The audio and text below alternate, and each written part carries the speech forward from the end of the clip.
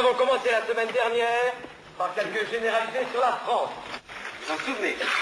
En gros, nous pouvons dire que la France est un pays conçu et voulu par Dieu. C'est une nation prédestinée. Et pour s'en convaincre, il suffit d'admirer sa position centrale, sa forme régulière et harmonieuse. Nous avions même ajouté que l'on dirait que ces terrains ont été arrangés. Nous aborderons aujourd'hui un chapitre essentiel de l'histoire de notre beau pays. Prenez votre cahier d'histoire, ouvrez-le à la page suivante. Vous écrirez en titre Louis XIV.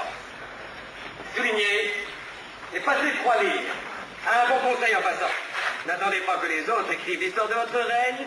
Écrivez-la tout de suite, c'est plus sûr. Je dis Henri IV avait été un bon roi. Son petit-fils, Louis XIV, fut un grand roi. Le plus grand que les Français aient jamais eu. On passe 3 carreaux avant de commencer un paragraphe et on met une majuscule au milieu. N'oubliez pas la majuscule et soulignez. Il était beau. Il se tenait si bien qu'il avait l'air d'être grand. Bien qu'il fût d'une taille ordinaire. Ah, bien qu'il fût d'une taille ordinaire. Il était poli avec tout le monde et saluait toutes les femmes qu'il rencontrait. Et saluait toutes les femmes qu'il rencontrait, même si c'était des domestiques. Même si c'était des domestiques. Ah, Madame de Chaulnes.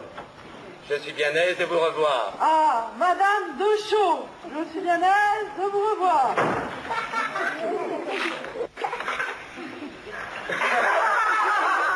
Nous n'avons pas eu l'heure de vous apercevoir depuis fort longtemps. Oh, j'étais auprès de mon mari. Si mes souvenirs sont exacts, il demeure La bien. mémoire de Sa Majesté est tout à fait remarquable. Mon mari est en Bretagne. Plus exactement, il réside à Rennes, comme tous les gouverneurs de Bretagne. Justement, il me charge de vous faire dire tout l'amour que l'on porte au roi en cette lointaine. Eh bien, c'est parfait. Fini. Attendez bien, Paulette. Il y a 2 hommes à femme. Louis XIV voulait bien gouverner. Il s'occupait de toutes les affaires et allait toujours aux réunions de ses ministres. Souvent, il travaillait de 3 heures du matin 2 heures du matin à 10 heures du soir. S'arrêtant tout juste pour dîner. Excellent petit livre. Un très bon manuel en vérité. Mais oui, Colbert. Vous entrerez vous aussi dans l'histoire. Tenez, j'anticipe sur le chapitre suivant. N'écrivez plus rien, posez vos porte-plumes. Louis XIV a su s'entourer de bons ministres pour l'aider à gouverner. Ainsi, Colbert travaille 16 heures par jour. Encore plus que Sylvie. Elle tout satisfait. Je finis.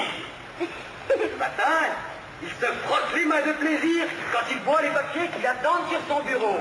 Ainsi, Colbert, vous frottez les mains de plaisir. Assurément, c'est rare. Monsieur Molière, que nous vaut l'honneur de votre visite. Sire, mais votre majesté m'a fait d'appeler. Ah, mais oui, c'est vrai. Je voulais savoir à quoi vous travaillez en ce moment. Comédie. Écrira-t-on au moins. Que votre majesté juge par elle. Et comment s'appelle cette nouvelle pièce? Georges Dandin.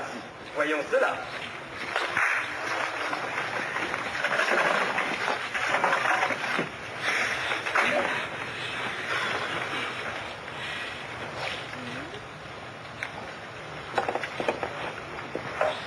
Qu'est-ce, mon gendre?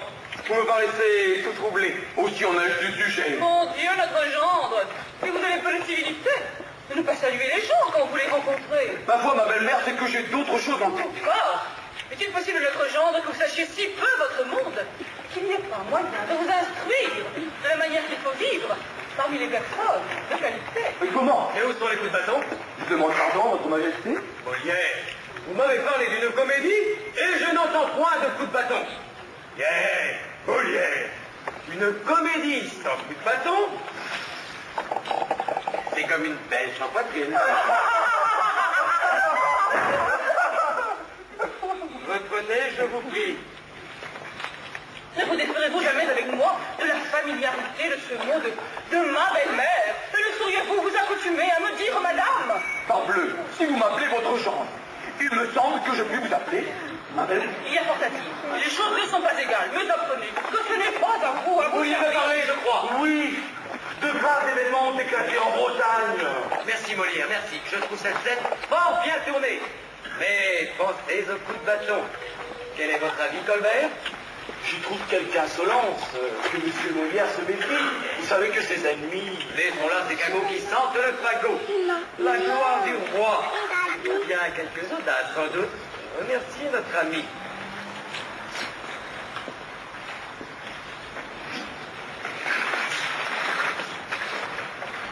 Au suivant de nouvelles fêtes, la population reine a brûlé et saccagé les bureaux de perception. Tenez les bourgeois. Sont hésitants au nom de prétendus privilèges inviolables. Tenez les nobles. Tiens, vous savez, c'est les difficultés que j'éprouve avec la noblesse bretonne depuis déjà plusieurs années. Mais enfin, c'est insensé.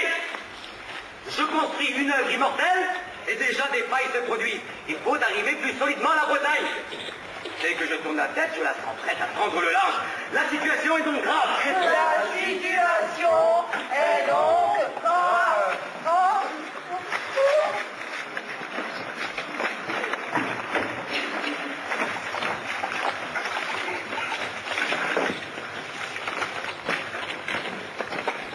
Très préoccupante, sire. Partie de Rennes et de Nantes, la révolte menace toute la Basse-Bretagne. La province est un véritable baril de poudre. Il n'y a pas à balancer. Il faut faire un exemple. La Bretagne est malade.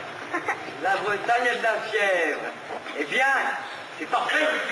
Nous allons la guérir. Préparez-lui un cataplasme militaire que nous lui appliquerons très chaud.